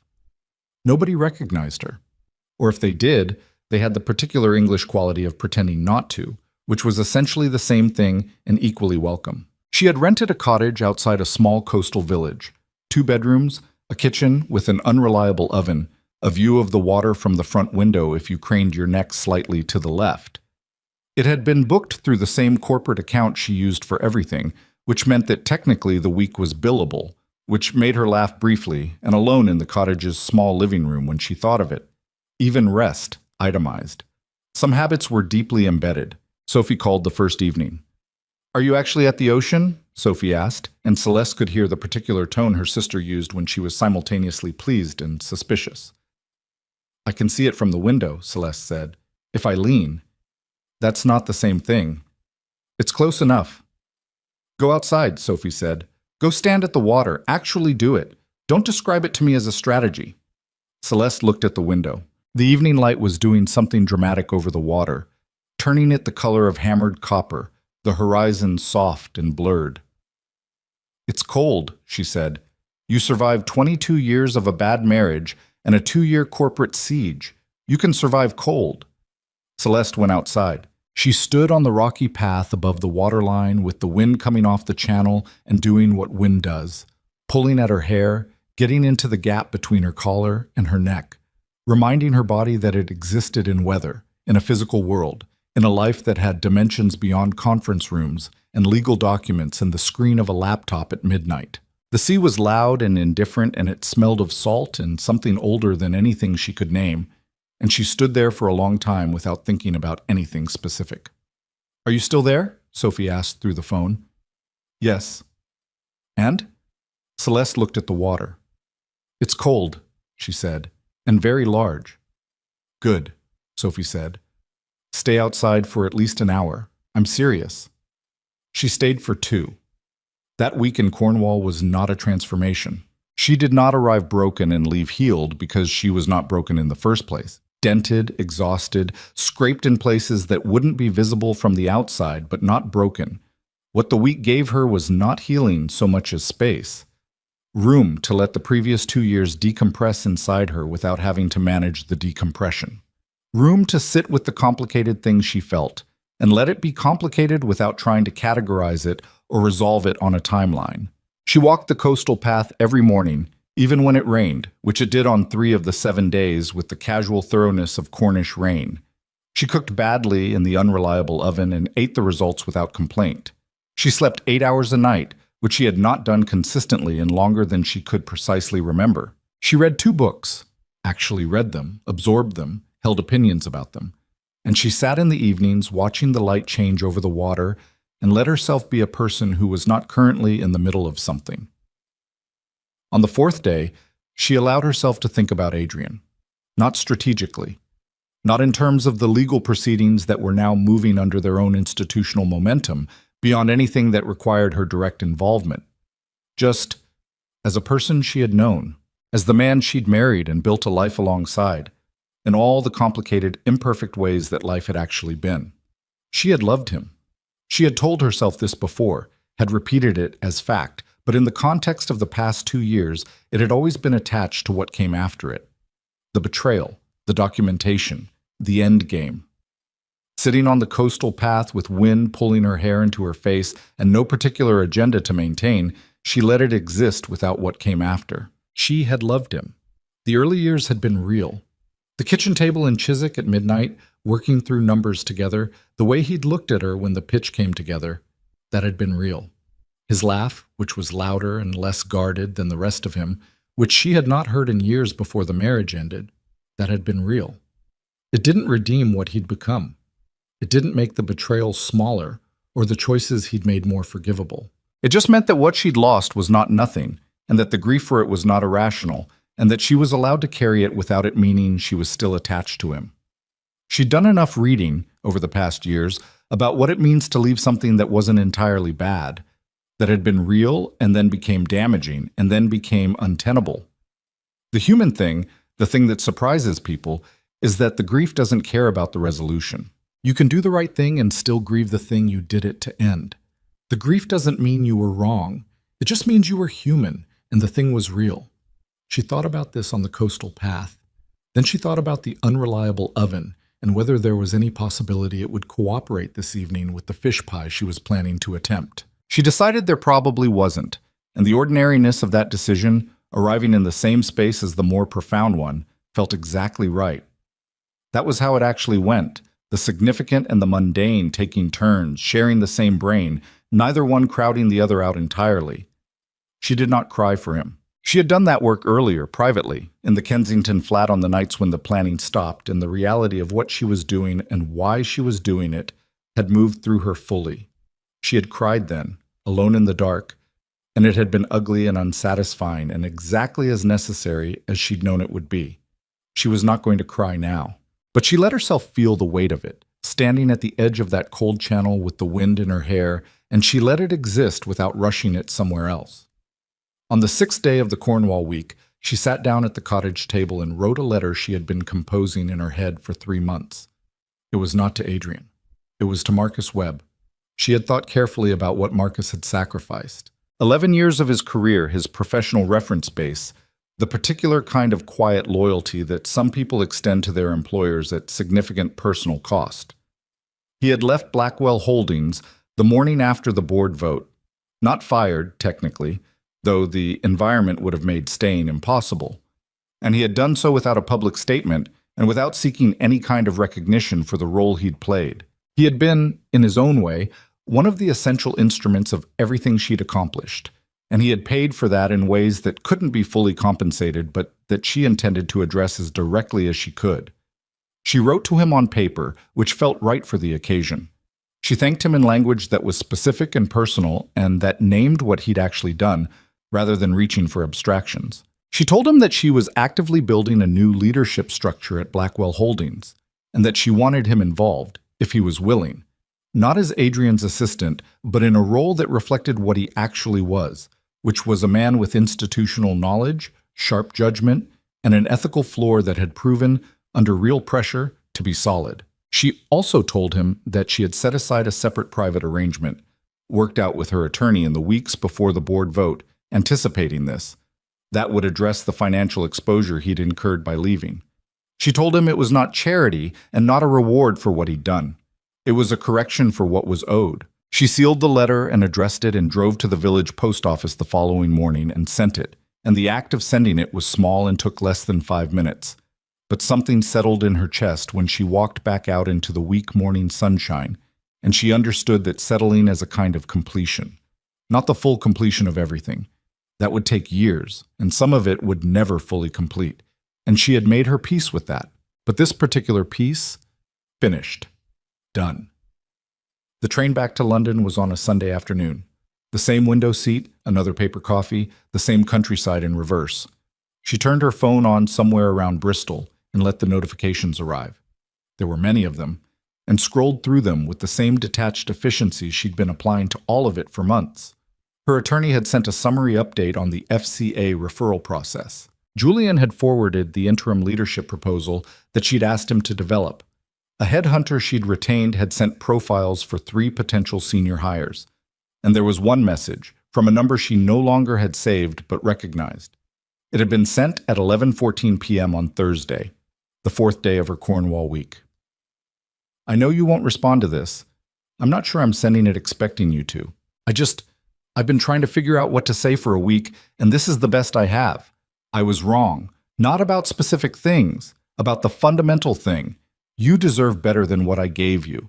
That's not an apology. I know it's not sufficient for one. I don't know what it is. I think I needed to say it to somewhere, even if that somewhere is a message you delete without reading. She read it twice. Sitting on the train with the afternoon light coming through the window and the English countryside running past at speed, she read it twice, and then she sat with it. She did not feel satisfaction reading it. She had wondered, at various points over the past 2 years, whether there was some version of this moment where his acknowledgement would land as the final piece, the last thing needed to complete the accounting. There wasn't. The accounting had completed in a boardroom on a Tuesday morning, and it had completed in her own terms, on her own timeline, and it hadn't required anything from him to land correctly. What she felt reading his message was something quieter, something in the vicinity of tired recognition. The thing he'd written was true. She had deserved better, and he had given her less, and somewhere inside him enough honesty existed to say that, at 11 p.m. on a Thursday, into the dark of a message he wasn't sure would be read. That was something, not enough, and not what it would have been if it had arrived years earlier, but something. She did not respond. Not because she wanted to wound him with silence, she was done with the economics of wounding, but because there was nothing she needed to say back. She had said what needed saying in 6 seconds at the Harrington Gala, and everything after that had been the rest of the sentence, and the sentence was finished. She put the phone in her jacket pocket and looked out the window and watched England go by. The weeks that followed the board vote were among the busiest of Celeste's professional life, which was saying something.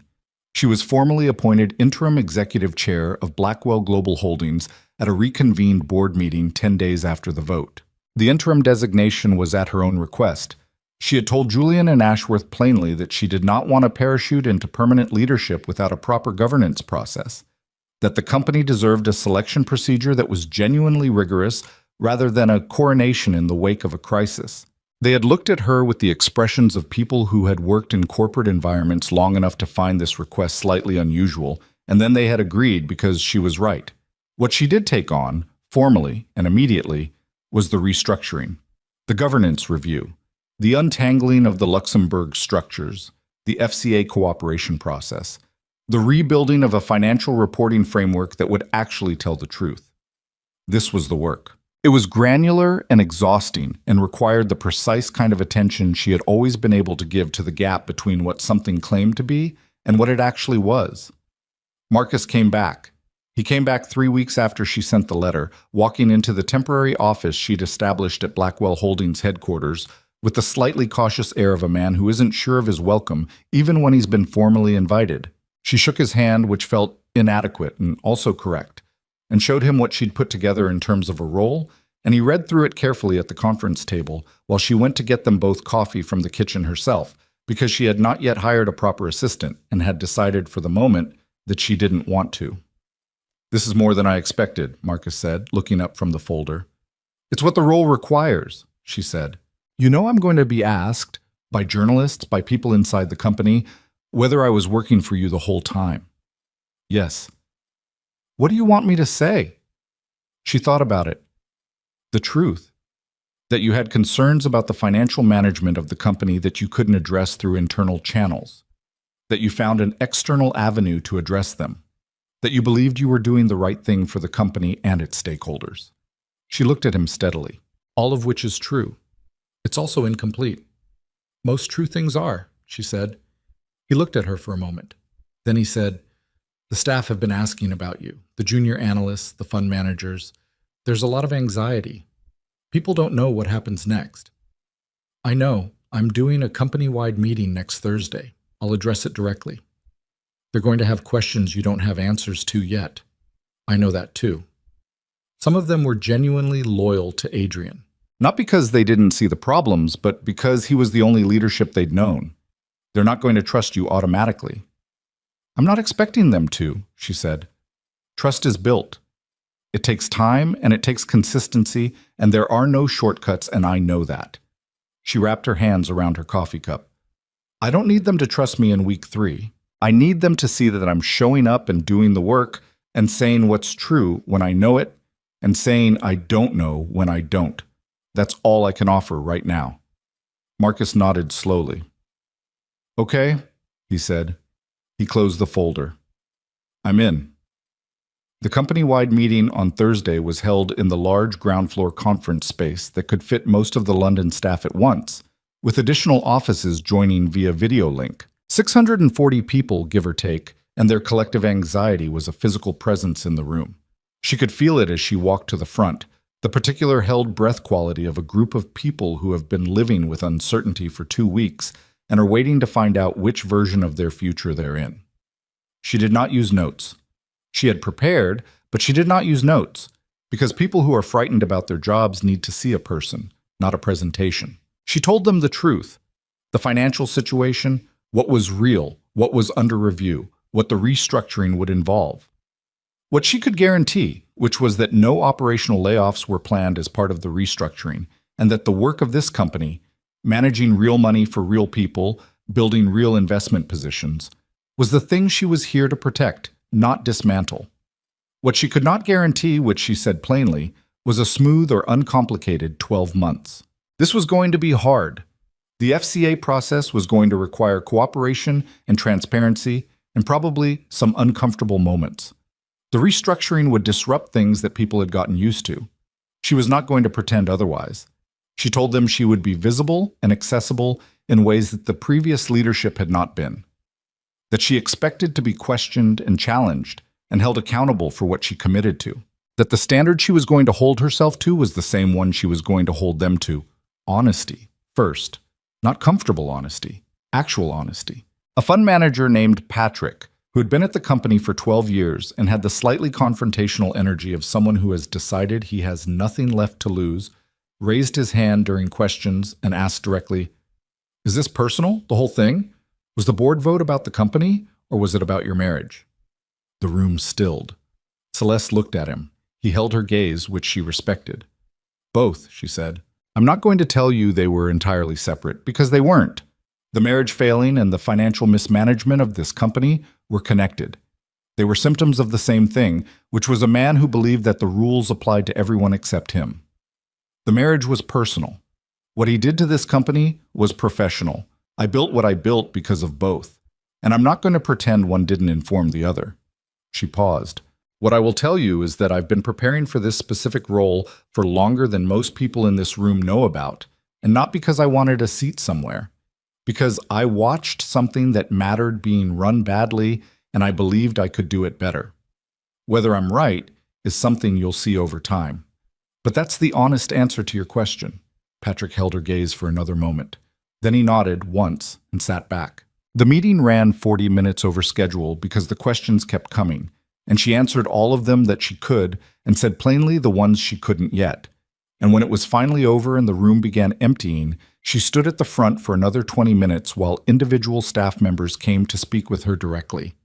Some of them with operational questions, some of them with the personal, slightly formless anxieties that don't fit a Q&A format. One junior analyst named Priya, the same Priya who had been at the Harrington Gala entrance the night this all began, who had since been transferred to the corporate office and who stood in front of Celeste with the slightly stunned expression of someone connecting two things that hadn't previously been connected for her. "You said your name was Laurent," Priya said, "at the gala. I remember thinking, why is she giving a different name?" "Because it was my name," Celeste said simply. "Before and after." Priya looked at her. "Did you know, that night, everything that was going to happen?" Celeste considered giving the professional answer. Then she considered giving the honest one. "I knew the shape of it," she said, "not every detail. Some of it surprised me." She paused. "Most of the things that matter surprise you a little, even when you've planned for them." Priya seemed to sit with that. "I told like 5 people about that night," she said, "about how you walked in. Everyone I told said the same thing, that they wished they'd seen it in person." Celeste smiled. Not the composed, controlled version, but the slightly tired, genuine one. "It was just walking," she said. "That part was just walking." The restructuring took 14 months. Not a clean 14 months. Not a linear process with satisfying milestones at regular intervals. 14 months of the kind of institutional labor that is almost impossible to make dramatic because it consists of thousands of small decisions, each one requiring attention, most of them unglamorous, none of them resolving cleanly but accumulating over time into something that was, gradually and then more obviously, different from what it had been. The FCA investigation concluded 8 months after the board vote with a settlement that required Blackwell Holdings to pay a substantial fine, implement specific governance reforms, and cooperate with a further inquiry into the Luxembourg structures that would eventually result in separate proceedings against Adrian personally. The settlement was not ideal from a pure financial standpoint, but it was clean. It drew a line. It allowed the company to move forward from a defined position rather than an open-ended one, which Celeste had pushed for deliberately because open-ended legal exposure is the thing that corrodes institutional morale more thoroughly than almost anything else. She wanted the line drawn. She drew it. Adrian's personal legal situation was his own from that point forward, and she made a deliberate choice to stop tracking it closely. His attorneys and her attorneys communicated as necessary on the divorce settlement, which took 9 months to finalize, conducted entirely through intermediaries, with no direct communication between them beyond his 11:14 p.m. Thursday message, which she had read and not answered. The settlement was fair. She had not tried to extract more than was equitable, which surprised a few people who had expected the financial architecture of the divorce to mirror the corporate action. It didn't. The marriage had been a separate thing, and its ending deserved to be handled separately, without the weight of everything else attached to it. When the settlement was signed, her attorney called her with the confirmation, and she said thank you, and hung up and sat in her office at Blackwell Holdings for 3 minutes, looking at nothing in particular. And then she opened her laptop and went back to the restructuring proposal she'd been reviewing before the call. That was how that chapter ended. Not with ceremony, just with a phone call, and 3 minutes, and back to work. The permanent CEO appointment came at the 13-month mark. A woman named Sonia Park, 52, who had spent 20 years in institutional investment management and who had been the first candidate Celeste had identified and the last one she'd confirmed because she had been rigorous about the process in the same way she was rigorous about everything. And Sonia Park had earned the role on merit in a selection process that nobody on the board could credibly question. Celeste's transition out of the executive chair role and into the position of non-executive board chair was, by design, gradual and transparent and documented at every step. Julian Ferris, when she told him the handover timeline, leaned back in his chair with his reading glasses pushed up on his forehead and said, "You're actually going to do it. Step back." "That was always the plan," she said. "People don't always execute the plan when the plan involves giving up power they fought that hard for." "I didn't fight for power," she said. "I fought to stop the wrong person from having it. That's different." He looked at her for a moment. "You know what you're going to do after?" She had been thinking about that. The answer was still forming, not vague, but genuine. She had found, in the past year, that she was more interested in the places where her knowledge was useful in different ways than in the places where it was expected. She had started having conversations with a foundation she'd been quietly supporting for several years, a financial literacy initiative that worked with women in their 40s and 50s, women who were navigating divorce or job displacement, or both, who had been kept at a remove from the financial reality of their own lives, and who needed specific practical knowledge to reclaim it. She had been thinking about that work, what it could look like if she brought the same focused attention to it that she'd brought to everything else. It was not a dramatic next chapter. It was not the kind of pivot that gets profiled breathlessly in business magazines. It was a direction that felt, when she sat with it, like the thing she actually wanted to be doing. And that criterion, the actual want of it, not the strategic value or the symbolic resonance, was one she had decided to start taking seriously. "Something useful," she told Julian. "Something that uses what I know in a way that matters to people who actually need it." He nodded, reading glasses still up on his forehead, as if this too confirmed something he'd already suspected. "Fair enough," he said, for the second time in their acquaintance. She suspected it was something he said when he meant, "I couldn't have done this the way you did." The piece in Meridian Business Review ran at the 14-month mark. The cover story, her face on the front. The headline reading, "The Crimson Empress, How Celeste Laurent Rebuilt an Empire from Its Ruins." She had agreed to the interview reluctantly and had asked Delane Voss to write it, because Voss would do it accurately and because Celeste had owed her the interview since the night she'd declined to speak before the board vote. The interview ran to 8,000 words. Voss had done her homework, as expected. The piece covered the corporate story thoroughly. The 18 months of preparation, the red crest structure, the Harrington timing, the board vote, and it covered it with the kind of contextual intelligence that distinguished Voss from the pack of journalists who had been writing about the story for over a year. But the part that people shared most was near the end. Voss had asked her, not unkindly, with the directness of someone who understood they were asking something that had a real answer, whether winning had felt like she'd imagined it would. Celeste's answer, as printed, was, "I never thought of it as winning. Winning is a word that makes sense in a zero-sum situation, and this wasn't one. The company either got healthier or it didn't. The people depending on it were either better protected or they weren't. Those were the stakes I was working from. Whether that constitutes winning depends on what you were playing for." Voss had followed up. "And what about personally? You lost a 22-year marriage. You spent 2 years of your life building something designed to dismantle the life you'd had. What does that feel like at the other end of it?" And Celeste had said, and this was the part that traveled, "It feels like being 50 years old and finally understanding the difference between the life you were living and the life that was actually yours. I spent a long time building things for someone else's name. I don't regret the work. The work was real, and it mattered, and I'm proud of it. But there's something specific that happens when you stop asking whether what you're doing is impressive and start asking whether it's true, whether it's actually you." She had paused, in the interview room, and Voss had noted in the piece that the pause had not been theatrical. It had been the pause of someone locating an honest answer. "I feel like a person who finally stopped being someone's context," she had said. "It's disorienting, and it's better than anything I've felt in years." That line, "finally stopped being someone's context," was the one that traveled, the one that appeared in social media posts and was quoted in other pieces, and that arrived in the inboxes of women across 3 continents who sent it to each other with the particular brevity of people for whom something has articulated an experience they hadn't had language for. Celeste saw some of these messages. They came through the magazine's letter system, forwarded in batches by Voss's editorial office, and she read them because they were real and because reading them felt like being honest about who had actually been in the room with her through all of this. Not the journalists or the board members or the lawyers, but the women watching from the outside who recognized something in the shape of it. She could not respond to all of them, and she did not try, but she read them and they mattered to her in the specific way that the recognition of strangers matters when it is genuine. 1 year after the board vote, on a Tuesday evening in November, Celeste stood in her penthouse apartment, a different apartment from the Kensington flat, larger, permanent, chosen because it had good light and a view of the Thames and a kitchen where the oven worked reliably, and looked out at the city spread below.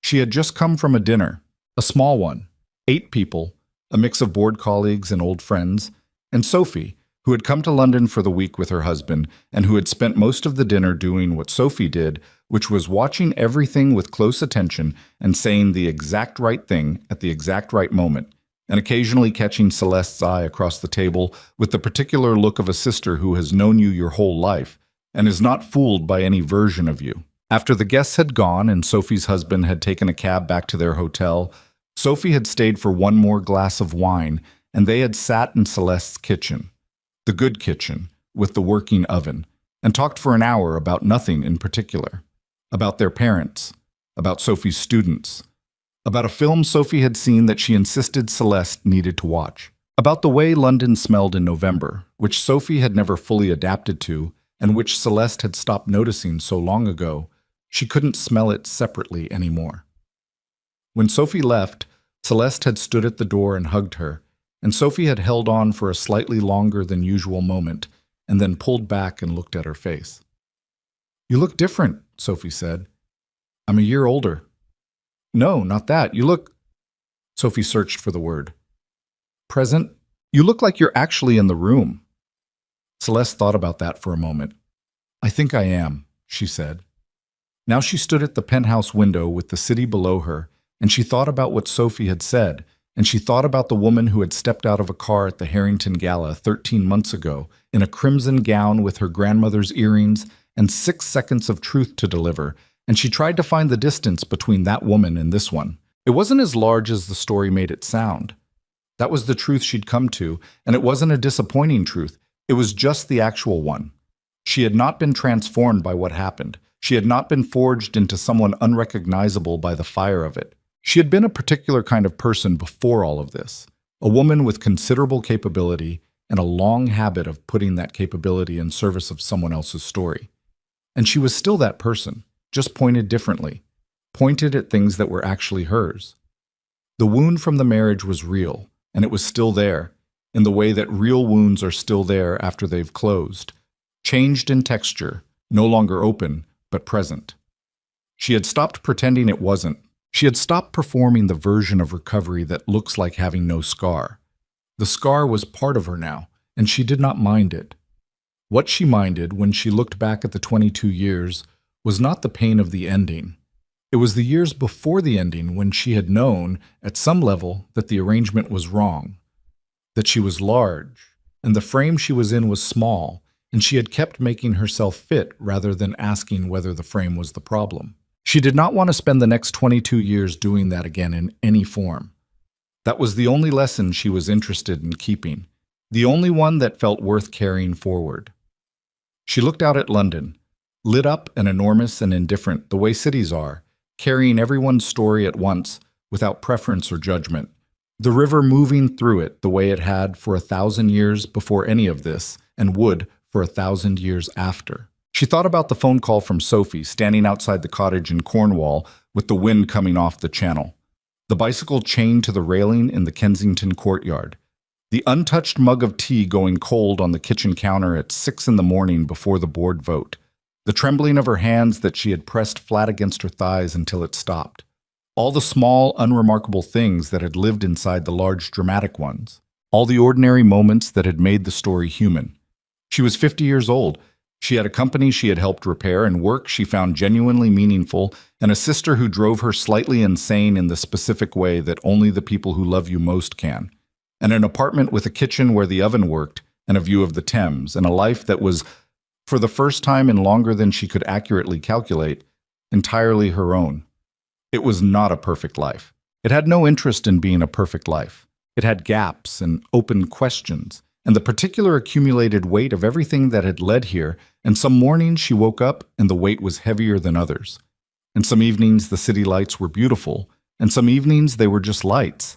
And she had stopped expecting every moment to resolve into something meaningful, and had found, in that stopping, that the meaningful ones arrived more clearly when she wasn't straining to produce them. She turned away from the window. She went to the kitchen and put on the kettle and thought about what she wanted to do tomorrow, and the day after, and the year after that. Not with urgency, not with the compressed, forward-leaning energy that had sustained her through the long, difficult project of the past 2 years. Just with the ordinary human curiosity of a person who has arrived at something like a beginning and is interested to see where it goes. The kettle boiled. She made her tea. She stood in her kitchen, in her apartment, in her life, and drank it.